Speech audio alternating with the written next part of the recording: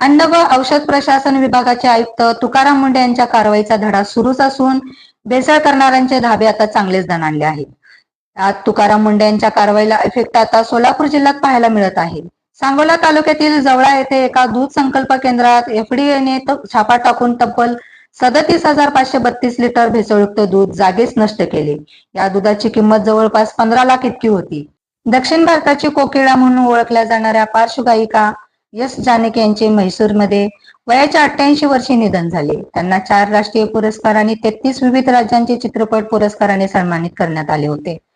पुण्यातील मोशी येथे मोठी घटना घडली आहे. वेस्ट टू एनर्जी या प्रकल्पाची एक इमारत कोसळल्याने अनेकांचा मृत्यू झाला आहे. आतापर्यंत 8 मृतदेह बाहेर काढण्यात यश आले आहे. इमारतीला रेस्क्यू ऑपरेशन संपले आहे, मात्र एका व्यक्तीला बाहेरच्या कचऱ्याच्या खाली दबला आहे. त्या व्यक्तीचा शोध घेतला जात आहे.